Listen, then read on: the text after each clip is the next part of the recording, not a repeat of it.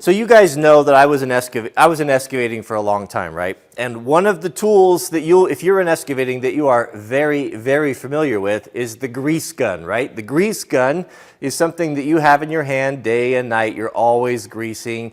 And up to date, it's really an awful experience. It's a pretty terrible tool, and primarily because of the way it takes to load it, right? That's always been my biggest grief with it. I remember, I mean, so every single time, you know, you're trying to get started on your job and you got to grease the machine and you're greasing and you're just about done and you're under that constant anxiety. Am I going to have enough grease in this thing? Is it going to run out? Do I have to go through the process of changing it, right? You know what I'm talking about, right?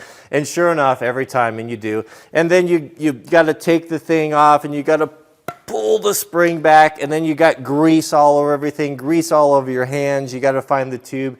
It's a nightmare. It really is a terrible, terrible design. Well, the Germans have figured out a better way. Let me show you. These are made by Lube Shuttle, and they sent me, I mean, I don't know who sent them. This is not a paid endorsement. They just asked if they could send them.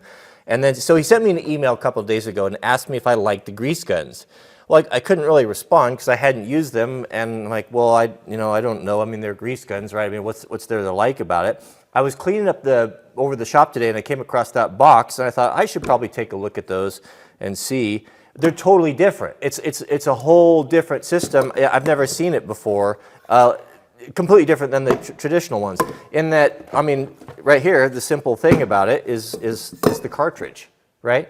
So this is our standard grease gun cartridge that we've all loathed and hated for so long, right? You've got the plastic cap on the top, and you got the grease in there, and then you've got all that airspace, and so it's always a problem priming the thing.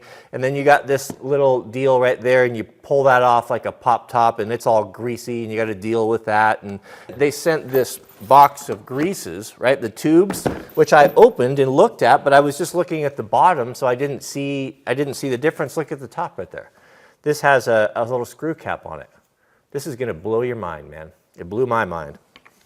So what you have is a plastic tube that's not going to squish out and get all smashed and ruined and wet.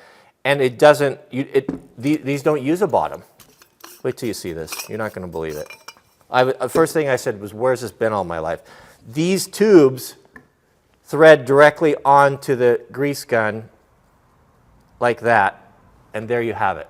This here is nothing more than basically, I mean, these are plastic threads, so if you were to push hard on this, it's gonna pull it out. This is nothing but just a protector to give you some strength and some rigidity. I mean, to be honest, if you're just doing this yourself and greasing your machine, you don't even need this thing. And that makes a very nice, lightweight, no grease all over your hand, no grease all over your shop, no grease everywhere, greasing system. I mean, check that out. How cool is that?